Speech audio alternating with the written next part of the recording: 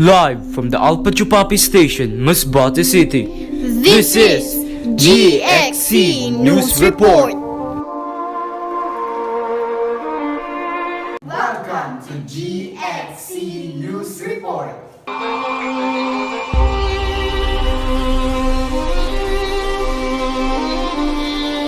MNCHS suffers books shortage. For details, we give you Danica Agaw. Thank you, Charlie. The lack of the book supplies has been one of the unsolved problems that our school has been facing through the years. Even though the DepEd and with the help of the Division of City Schools, the books that they are supplied are not enough for the big population of the Masbate National Comprehensive High School. There are also other cases that some of the books use strong terms in educating students that might be inappropriate. Back to you, Charlie. We all know that one of the most problem in MNCHS campus is the garbage. We have Jeremiah Ike to investigate about this issue. Thank you, Christine.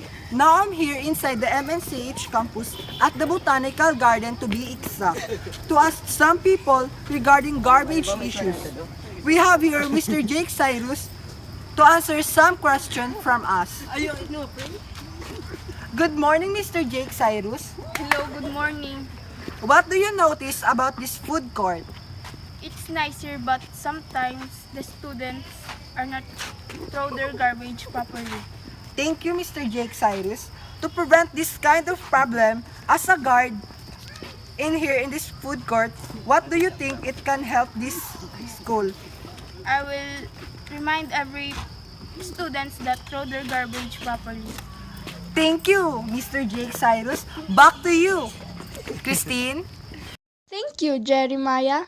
Despite the MNCHS campaigns against bullying and violence, it is still a large problem and still causes a lot of problem inside and outside of the school.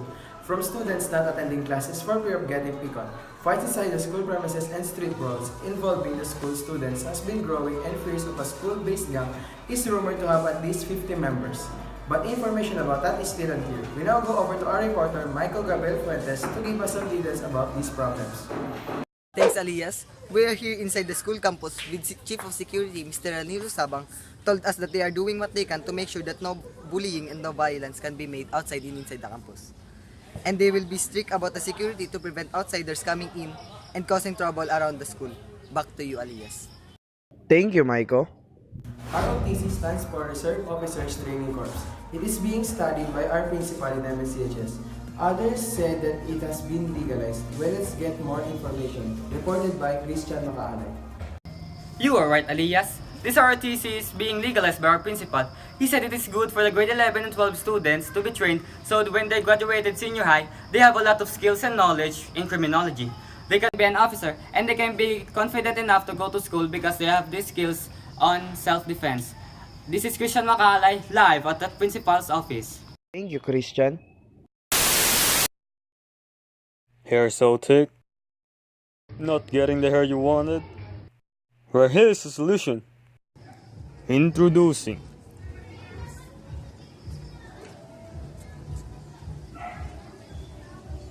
Calavera, used for soft hair and frizzy hair.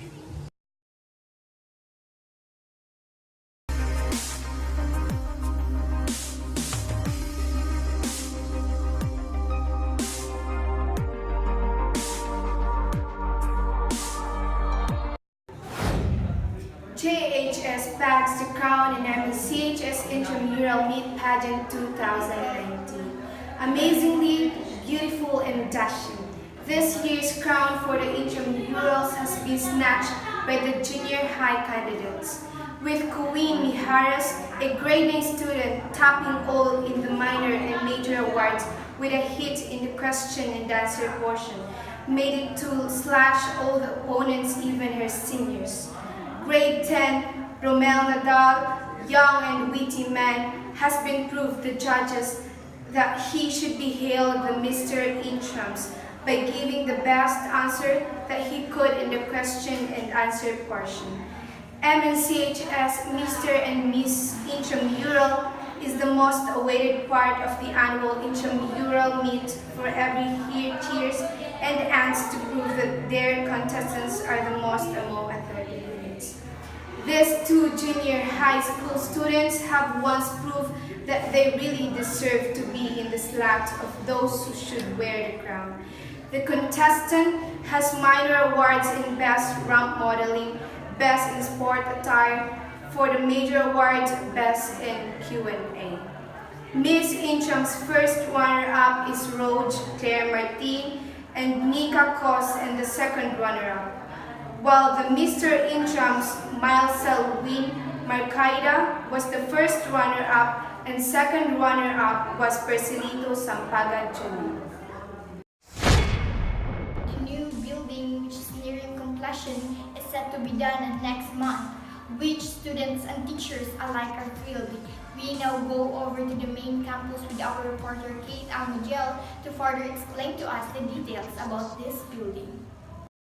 Yes, Charlie, I'm here at the main campus of MNCHS in Masbate City, which a new building is being constructed, and we are guided here by the school's principal, Dr. Ricardo Marpiga. Sir, can you explain to us why a new building must be built when we already have so many buildings here? Well, we built this building for the simple fact that we do not have enough classrooms for the other teachers and students. The latter are currently staying in the school's auditorium, which... Hey! Well, as I was saying, the latter are currently staying in the school auditorium, which, as we all know, isn't a very good classroom. Well, not exactly a classroom per se, but you get what I mean. That was enlightening and well said. Thank you for taking your time to explain to our viewers your goals for the nearly finished classroom. Back to the studio.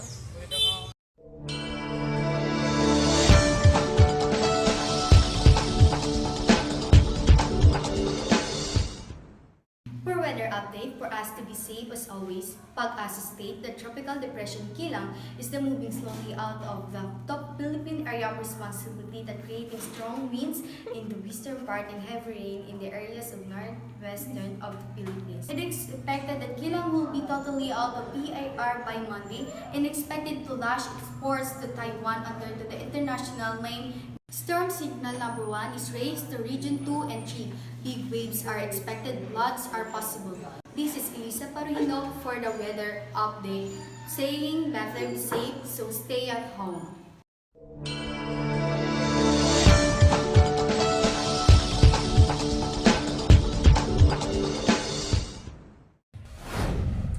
These last few months, the fraternities involved in our campus are silent. Let's figure it out, reported by Devalin Sampaga.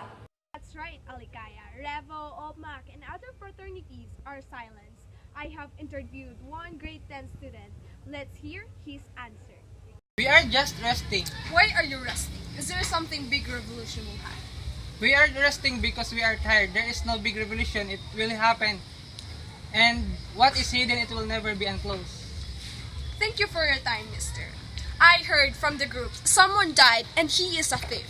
And I think they are preparing a strategy for revenge. That is all. Thank you. Back to you, Alikaya. Thank you, Devalin. We thank Masbate National Comprehensive High School for their cooperation, especially to their principal, Mr. Ricardo Marpiga, and to the students who gave their opinions. This is Charlie Vargas, Christina Ligaya, alias Achilles Dilao, and this is GXC News Report.